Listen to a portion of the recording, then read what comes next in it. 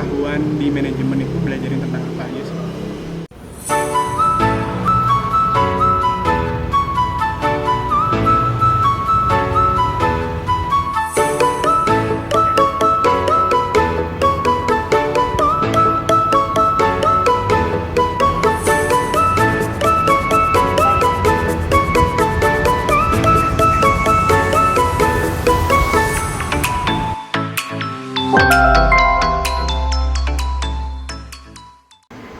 Halo, aku Marta Kurniawan dari channel Narasi Mahasiswa.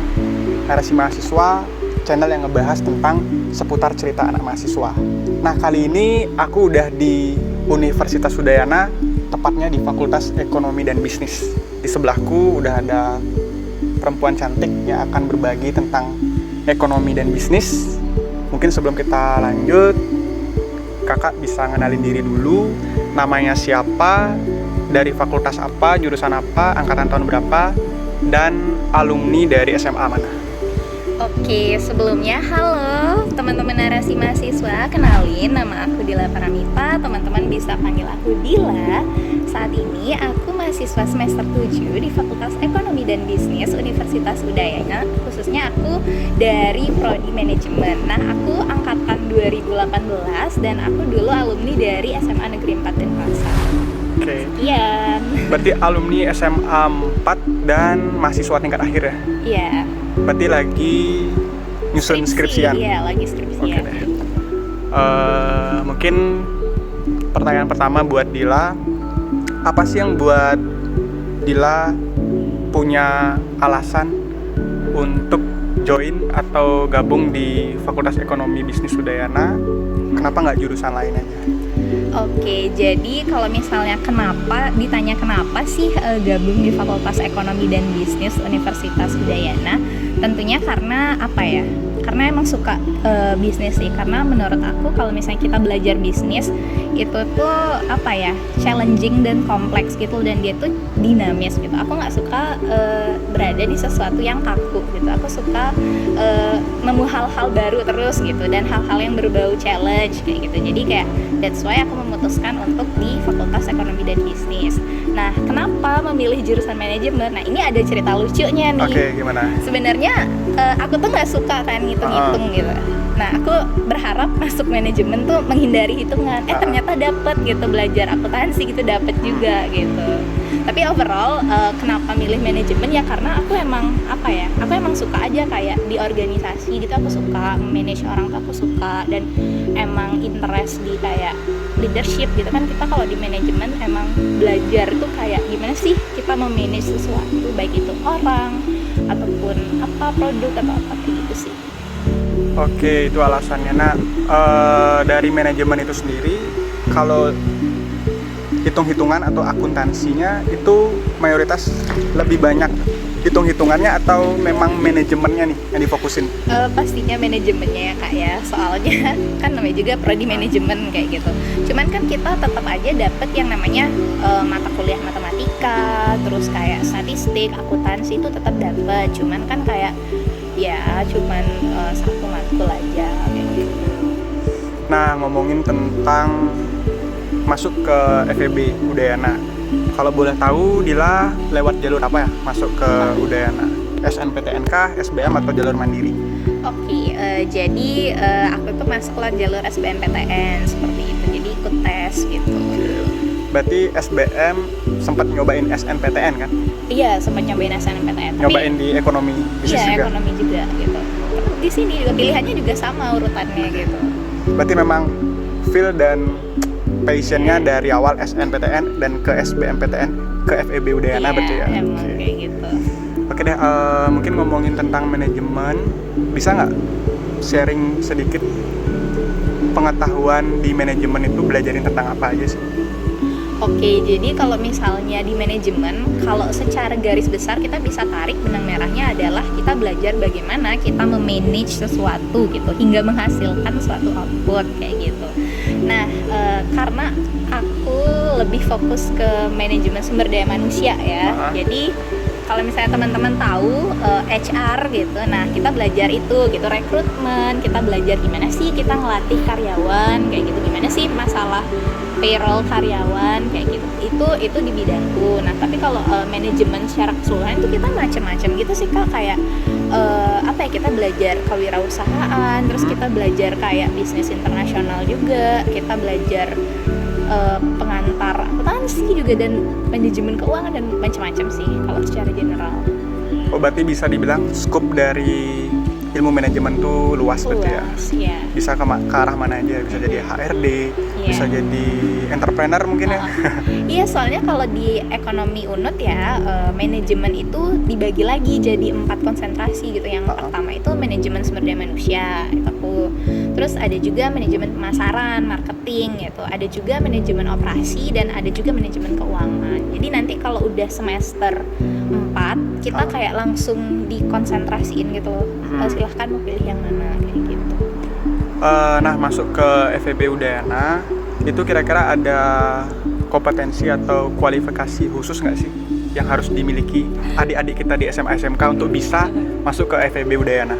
Waduh, kalau kualifikasi khusus tuh saya kurang tahu ya Kak ya. Cuman kan kalau misalnya melihat jalur yang umum, karena masuk ke PTN gitu kan ya, SNM, SBM, dan jalur mandiri ya masih ada atau enggak saya kurang tahu.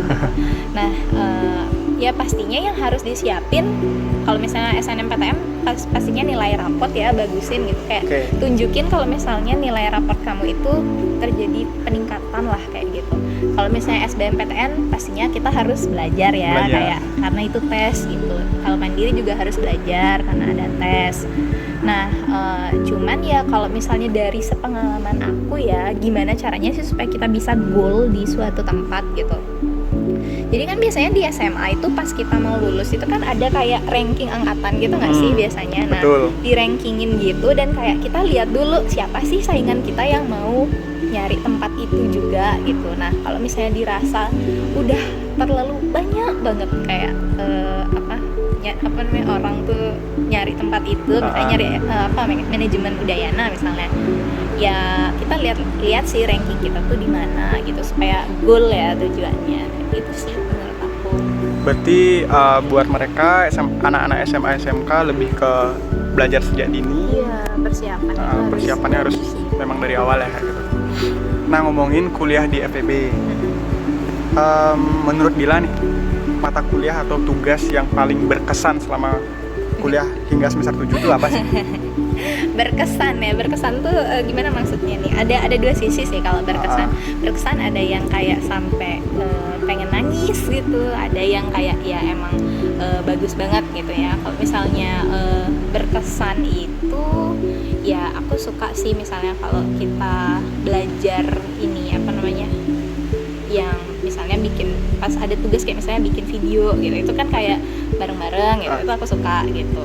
Terus kalau misalnya yang menyedihkan itu ya kayak yang karena aku nggak suka hitung-hitungan ya, jadi ya pastinya yang tentang hitung-hitungan gitu, kayak akuntansi gitu loh, kayak aku tuh kurang ngerti gitu, jadi aku merasa itu susah gitu sih. Berarti tetap ya suka dukanya ada lah pasti. Apalagi sekarang kan tingkat akhir. Tapi kalau boleh tahu skripsinya ngambil tentang apa ya?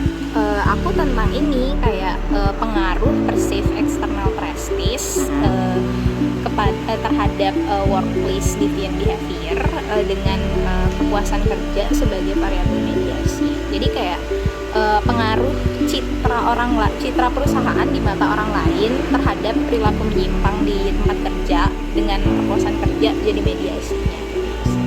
Oke. Nah, kalau suka duka kan udah disampaikan tadi sama Dila. Mungkin keterampilan apa sih yang bisa kita dapat lulusan dari FEB? Oke, nah untuk masalah keterampilan apa yang bisa kita dapat, the first of all itu pastinya knowledge ya pastinya gitu. Yang kedua adalah relasi gitu. Karena kalau misalnya gimana ya? Kalau misalnya di FEB ini kan kayak sering banget gitu, kayak misalnya ada acara-acara apa gitu, misalnya ngundang siapa gitu. Jadi kan adalah relasi gitu. Belum lagi ada kayak akses untuk kayak beasiswa yang kayak gitu kan, itu jadi bagus banget relasinya. Terus juga yang ketiga ini juga kan di sini tuh ada yang namanya LMFEB. LMFEB itu kayak organisasi gitu di sini gitu, dan itu terdiri dari BEM, ada himpunan macam-macam dah pokoknya.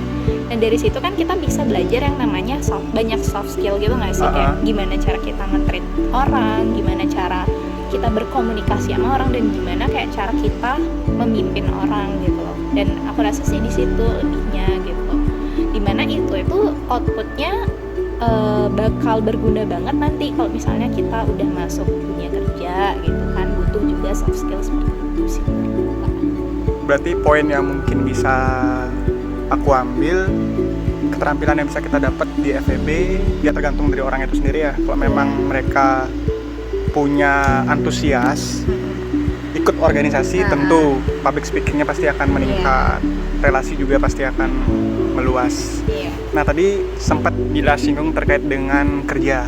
Nah ini bisa jadi pertanyaan yang paling sering ditanyain adik-adik SMA dan SMK. Nah untuk lulusan FEB nih, prospek kerjanya bisa kemana aja sih? Oh gitu.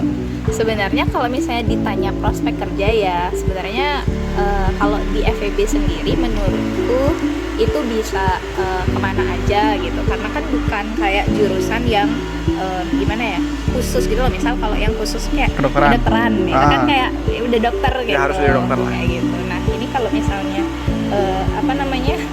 FEB itu tuh bisa ya ke HR, bisa jadi kayak marketing, atau mungkin business development, atau mungkin masuk ke perbankan juga bisa, seperti itu sih Kak. Iya benar sih ya, apalagi 2022 mayoritas teknologi pasti kan, manajemen pemasaran pasti ya dibutuhin banget, digital marketing gitu. Betul, apalagi peningkatan kualitas SDM, cocok tuh manajemen jadi HRD. Bagus banget sih. Mungkin itu sih ya pertanyaan terakhir yang biasanya sering ditanyain oleh adik-adik SMA SMK, prospek kerjanya di mana. Nah mungkin untuk closing statement aja, kira-kira dari Dila ada nggak pesan dan motivasi buat mereka anak-anak SMA SMK yang sedang berjuang di SNPTN ataupun SBMPTN untuk memilih perguruan tinggi negerinya? Oke, kalau mungkin dari aku ya, ini mungkin bisa dibilang kata-kata andalan aku ya Kak ya. Jadi apapun yang kamu mimpiin sekarang, kejar itu gitu loh. Lakuin apapun yang kamu pengen lakuin. Karena apa? Karena kalau misalnya visi tanpa eksekusi itu adalah halusinasi teman-teman. Itu aja sih dari aku. Keren. Pesan terakhirnya keren banget. Visi tanpa eksekusi adalah halusinasi. Oke deh. Thank you banget Dila udah ngeluangin waktu untuk berbagi hari ini. Semoga konten ini bermanfaat buat mereka di SMA SMK. Ada lagi yang mau disampaikan? Itu aja. Oke, buat kalian yang suka dengan video ini silahkan di like. Kalau ada pertanyaan silahkan kalian tanyakan di kolom komentar. Mungkin nanti kalau ada pertanyaan lebih lanjut bisa kalian tanyakan di Instagram Dila. Nanti kita akan tuliskan di bawah. Dan jangan pelit-pelit untuk bagikan informasi ini ke teman kalian. See you, bye-bye.